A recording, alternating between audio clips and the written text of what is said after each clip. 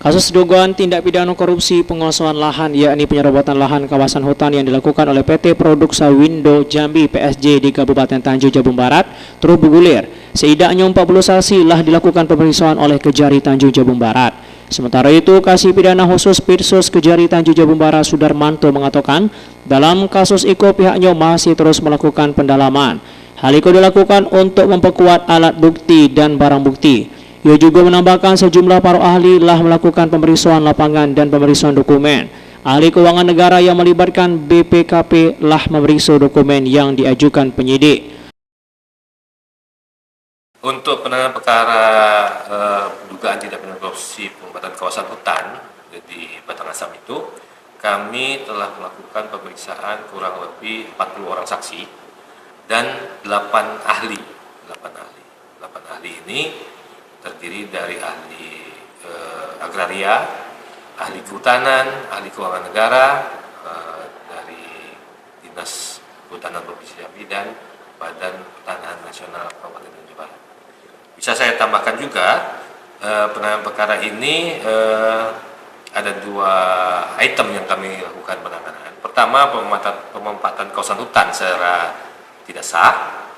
Yang kedua juga penguasaan tanah milik warga transmigrasi Swakarsa Mandiri Batang Asam yang dilakukan oleh perusahaan yang sama. Jadi ada 2 permasalahan di situ yang kami penyelidikan.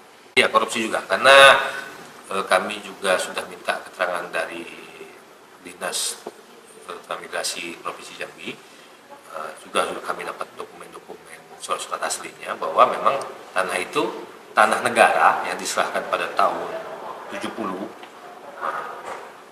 dan pada tahun 94 diserahkan kepada warga transmigrasi Swakarsa Mandiri. Namun sampai dengan hari ini tidak bisa dikuasai oleh mereka. Jadi statusnya masih tanah negara. Karena masih tanah negara yang dikuasai secara tidak sah, maka timbullah tindak pidana korupsi di situ. Seharusnya mereka kan minta izin kalau menggunakan tanah negara.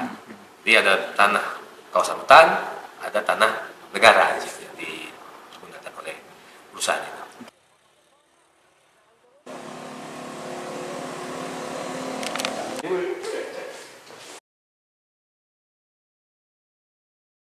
Dalam kasus dugaan korupsi yang menjerat PT PSJ Eko, terdapat 2 perkara yakni penyerobatan lahan dan pengosongan tanah milik negara yang seharusnya dimiliki kelompok tani TSM untuk luas lahan kawasan hutan yang digunakan sekitar 1.200 hektar, sedangkan tanah milik Swaka Mandiri sebanyak 75 hektar.